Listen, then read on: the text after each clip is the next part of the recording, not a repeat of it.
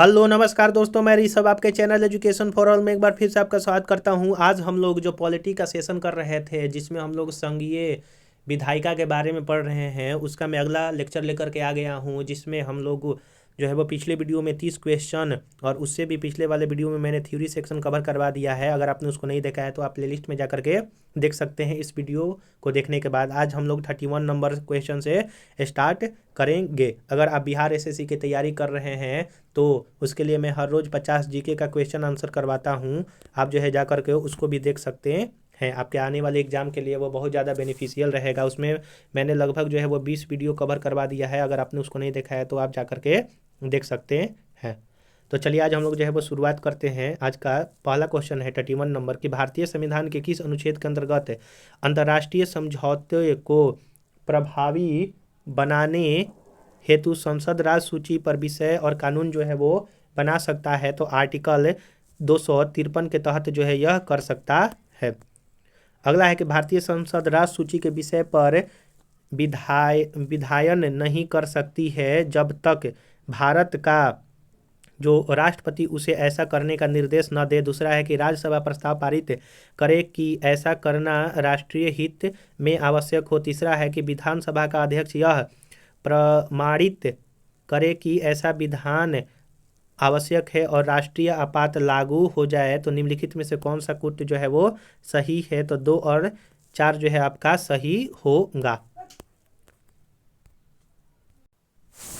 अगला क्वेश्चन है आपका क्वेश्चन नंबर 33 है कि अंतर्राष्ट्रीय संधियों को भारत के किसी भाग अथवा संपूर्ण भारत में लागू करने के लिए संसद कोई भी कानून जो है वो बना सकती है बिना किसी राज्य की सहमति के लिए। यानी कि अगर अंतर्राष्ट्रीय जो संघीय यानी कि अंतर्राष्ट्रीय एक तरह से मुद्दा है कोई और उस पर एक कानून बनाना है तो राज्य में ही कानून बनाना है। तो बिना राज्य की अनुमति से संसद जो है वो कानून बना सकती है।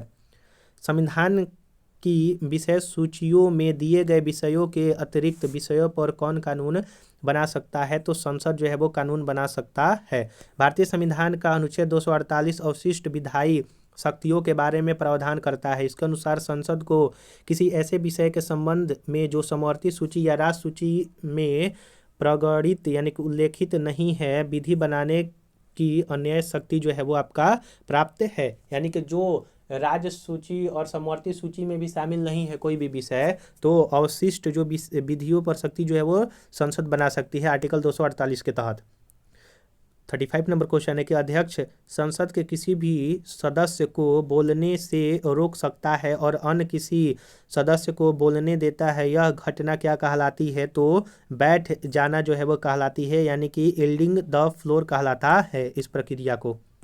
आइए जो है वो कुछ यहाँ पर है कि मर्यादा जो है वो क्या होता है कि विनम्र एवं स्वीकार्य व्यवहार बनाए रखने का मर्यादा कहते हैं। पक्ष त्याग का मतलब होता है कि सदन के किसी सदस्य द्वारा वह जिस दल से चुनकर आया है उसका त्याग कर दूसरे दल में शामिल होना पक्ष त्याग जो है वो कहलाता है।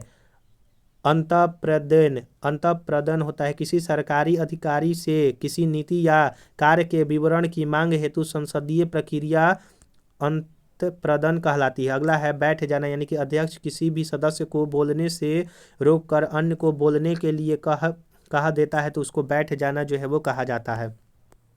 संसद में शून्यकाल जो है वो का समय कब होता है। तो सुबह 10 बजे से 11 बजे तक और दोपहर 12 बजे से अपराह 1 बजे तक। शून्यकाल जो है वो मूलतः आपका 12 बजे से 1 बजे तक होता है, लेकिन आपका जो है वो 11 से 12 भी बोल रहा है, लेकिन ज़्यादातर सही जो है वो आपका ऑप्शन नंबर डी होगा। अगला है क्वेश्चन आपका क्वेश्चन नंबर 37 है कि भारतीय संसद की कार्यवाही में शून्यकाल का अर्थ क्या है। तो सत्र का प्रथम घंटा नहीं होता है जब विशेषाधिकार प्रस्ताव स्वीकृत। प्रश्नकाल के पूर्व काल, यानी कि जो माफ कीजिएगा पूर्व प्रश्नकाल के ठीक का पश्चात काल जो होता है वो शून्यकाल होता है, यानी कि ऑप्शन नंबर डी आपका सही आंसर हो जाएगा। शून्यकाल संसदीय व्यवस्था को किस देश ने दिया है। तो भारत ने यह जो है दिया है, तो ऑप्शन नंबर ए आपका सही आंसर हो जाएगा। लोकसभा में शून्यकाल की अवधि अधिक से अधिक कितनी हो सकती है। तो 1 घंटा जो है वो आपका हो सकता है। राजनीतिक शब्दावली में शून्यकाल का अर्थ क्या होता है? तो प्रश्न उत्तर सत्र जो है वो आपका होता है। ऑप्शन नंबर डी सही आंसर है। लोकसभा में किसी विधेयक पर आम बहस निम्नलिखित में से किस स्तर पर होती है? तो द्वितीय वाचन में जो है वो लोकसभा में किसी विधेयक पर आम बहस जो है वो द्वितीय वाचन में होता है। विधेयक को पुनः स्थापित करने का जो प्रक्रम में उसका प्रथम वाचन होता है। द्वितीय वाचन में विधेयक पर विचार विमर्श होता है। सदन के सदस्य इसी स्तर पर आम बहस करते हैं। द्वितीय वाचन में ही सदन विधेयक को प्रवर समिति या दोनों सदनों की संयुक्त समिति को सौंप सकता है। द्वितीय वाचन में ही विधेयक पर खंडशः विचार भी होता है। प्रभारी सदस्य का यह प्रस्ताव कि विधेयक यथा संशोधित विधेयक पारित किए जाए, विधेयक का जो है वो तृतीय वचन कहलाता है। क्वेश्चन नंबर 42 है कि जब संसद के दोनों सदनों की संयुक्त बैठक में कोई विधेयक निर्दिष्ट यानी कि रेफर किया जाता है तो इसे किसके द्वारा पारित किया जाना जो है वो होता है? तो उपस्थित तथा मत देने वाले सदस्यों का जो है वो साधारण बहुमत। ऑप्शन नंबर ए आपका सही आंसर हो जाएगा। और संयुक्त बैठक जो 108 के तहत राष्ट्रपति बुलाते हैं और अध्यक्षता लोकसभा का स्पीकर करता है। 43 नंबर क्वेश्चन है कि यदि राष्ट्रपति ने संसद के संयुक्त सत्र के लिए अधिसूचना जारी कर दी हो और इस बीच लोकसभा विघटित हो जाए तो क्या होगा?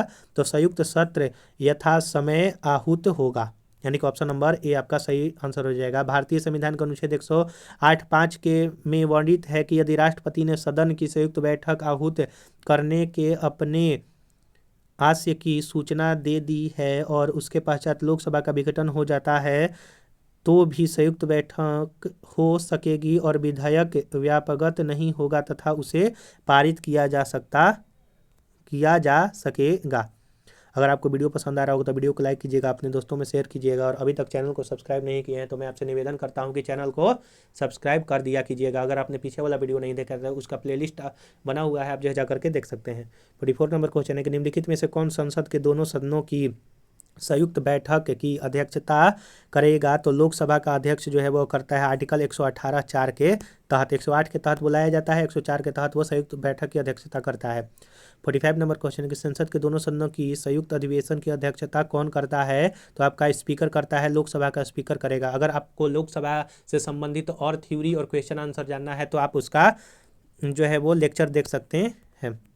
46 नंबर क्वेश्चन है कि निम्नलिखित में से कौन लोकसभा तथा राज्यसभा के संयुक्त अधिवेशन में सभापतित्व करता है? तो स्पीकर जो है वो आपका करता है। भारतीय संसद के दोनों सदनों की संयुक्त बैठक की अध्यक्षता कौन करता है? तो लोकसभा का अध्यक्ष करता है। ऑप्शन नंबर सी आपका सही आंसर हो जाएगा। राष्ट्रपति बुलाता है संयुक्त अधिवेशन। 48 नंबर क्वेश्चन है कि निम्नलिखित में से कौन संसद के संयुक्त सत्र की अध्यक्षता करने हेतु अधिकृत है? तो जो आपका भारत का जो लोकसभा का अध्यक्ष होता है वो आपका ऑप्शन नंबर डी सही आंसर हो जाएगा। 49 नंबर क्वेश्चन है कि निम्नलिखित कथनों पर विचार करिए। भारत के संसद के दोनों सदनों की संयुक्त बैठक आर्टिकल 108 के तहत होता है। सही बात है। लोकसभा तथा राज्यसभा की प्रथम संयुक्त बैठक वर्ष 1961 में किया गया था। भारतीय संसद के दोनों सदनों की दूसरी संयुक्त बैठक सेवा आयोग यानी कि निरसन बिल को पारित करने के लिए जो है वो किया गया था। तो निम्नलिखित में से कौन सा सही है? तो तीनों आपका सही है। क्वेश्चन नंबर 50 है कि संसद के दोनों सदनों की संयुक्त अधिवेशन आयोजित होता है भारत के राष्ट्रपति के निर्वाचन के लिए, भारत के उपराष्ट्रपति के निर्वाचन के लिए, संविधान में संशोधन संबंधित विधेयक पारित करने के लिए या फिर एक ऐसे विधेयक पर विचार करने और उसे पारित करने के लिए जिस पर दोनों सदनों में जो है वो मतभेद हो। तो इसमें से कौन सा सही है? तो ऑप्शन नंबर डी जो है आपका सही हो जाएगा। केवल 4 यानी कि संयुक्त अधिवेशन राष्ट्रपति के निर्वाचन के लिए नहीं बुलाया जाता है, नहीं उपराष्ट्रपति के निर्वाचन के लिए, नहीं संविधान संशोधन के लिए कोई भी संयुक्त अधिवेशन जो है वो नहीं बुलाया जाता है। अगर आप थ्योरी सेक्शन पढ़ेंगे तो ये तीनों बातों का मैंने चर्चा किया है। 51 नंबर क्वेश्चन है कि भारतीय संसद के दोनों सदनों की प्रथम संयुक्त बैठक हुई थी तो दहेज उन्मूलन विधेयक के संबंध में कब हुआ था? तो 1961 में किया गया था। लोकसभा और राज्यसभा के बीच गतिरोध की किस स्थितियों में संसद की संयुक्त बैठक जो है बुलाई जाती है? साधारण विधि निर्माण को पारित करने की स्थिति में, धन विधेयक को पारित करने की स्थिति में, संविधान संशोधन विधेयक को पारित करने के लिए। तो 3 तो आपका होगा नहीं, तो जिसमें 3 है आपका आंसर नहीं हो सकता है, तो केवल एक आपका इसमें जो है वो आंसर होगा। क्वेश्चन नंबर 53 है कि निम्नलिखित में से किस पर गतिरोध दूर करने हेतु लोकसभा और राज्यसभा की संयुक्त बैठक बुलाया जाता है? तो समान विधायक के गतिरोध को दूर करने के लिए लोकसभा और राज्यसभा की संयुक्त बैठक जो है वो बुलाई जाती है।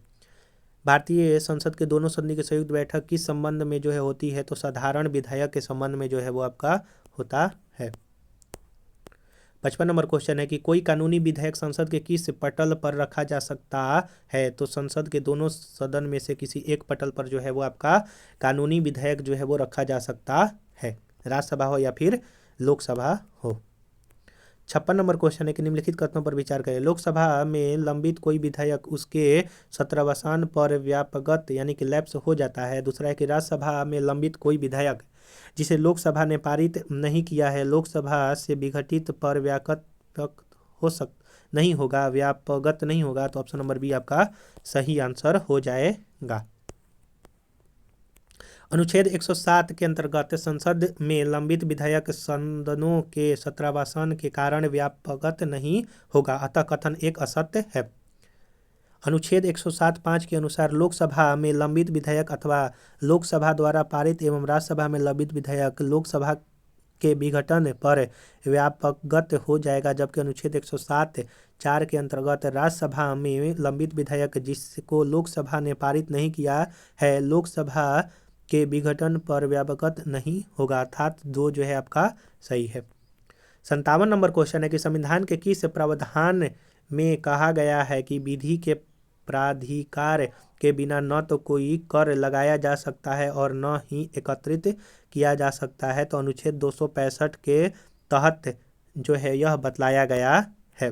संविधान के अनुच्छेद 265 में कहा गया है कि कोई कर विधि के प्राधिकार से ही आरोपित या संग्रहित किया जाएगा, अन्यथा नहीं। अनुच्छेद 266 भारत और राज्यों की संचित निधि एवं लोक लेखा के बारे में बतलाता है। अनुच्छेद 300 संघ एवं राज्यों के नाम से वाद और कार्यवाहियों के बारे में बतलाता है। वहीं 368 संविधान संशोधन की प्रक्रिया के बारे में बतलाता है। संविधान संशोधन प्रक्रिया जो है वो साउथ अफ्रीका से लिया गया है। भारत की संचित निधि से धन निर्गत पर किसका नियंत्रण होता है? तो उपयुक्त में से जो है वो किसी का नहीं होता है। भारतीय जो संविधान के अनुच्छेद 266 के अनुसार भारत की संचित निधि पर भारत सरकार को प्राप्त सभी राजस्व उस सरकार द्वारा राज्य हुंडिया निर्गमन करके उधार द्वारा या अग्रिम अर्थोपाय द्वारा ली गए सभी उधार और उधारों के प्रति संदाय में उस सरकार को प्राप्त सभी धनराशियों से मिलकर बनता है। 59 नंबर क्वेश्चन है कि करों और सरकारी कामकाज के निर्वाह में हुई अन्य प्राप्तियों से संघीय सरकार को प्राप्त हुआ समूचा राजस्व जमा होता है आपका भारत की संचित निधि में जमा होता है। क्वेश्चन नंबर 60 है कि भारत की संचित निधि से निधि निकालने के लिए निम्नलिखित में से किसका अनुमोदन अनिवार्य है? तो भारत की संसद का अनुमोदन जो है वो अनिवार्य है। तो हम लोग यहाँ पर जो है वो 60 क्वेश्चन तक करते हैं। अगले वीडियो में मैं जो है और जो है वो 30 क्वेश्चन आपको करवाऊँगा। तो अभी तक हम लोगों ने इससे संबंधित आपका 60 क्वेश्चन कर लिया 3 वीडियो में, जिसमें पहला वीडियो में थ्योरी, 2 वीडियो में मैंने 60 क्वेश्चन अभी तक करवाया है। अगर आपने नहीं देखा है पीछे वाला वीडियो तो आप इसको देख करके और पीछे वाला वीडियो जरूर से जरूर देख लीजिएगा। अगर आप थ्योरी पढ़ कर आएंगे तो आपको अच्छी तरह से और समझ में आएगा। ऐसे ही अगर आप बिहार एसएससी की तैयारी कर रहे हैं, जीके का प्रैक्टिस सेट आपको चाहिए तो उसके लिए मैं हर रोज़ 50 क्वेश्चन जीके का प्रैक्टिस सेट करवाता हूं, आप जो है उसको देख सकते हैं। तो सभी का मैं डिस्क्रिप्शन में प्लेलिस्ट का लिंक दे दूंगा, आप जो है जा करके देख लीजिएगा। अगर आपको ये वीडियो पसंद आया होगा तो वीडियो को लाइक कीजिएगा, अपने दोस्तों में शेयर कीजिएगा और अभी तक चैनल को सब्सक्राइब नहीं किया है तो चैनल को सब्सक्राइब कर दिया कीजिएगा। चलिए हम लोग जो है अगले वीडियो में मिलेंगे, तब तक के लिए नमस्कार।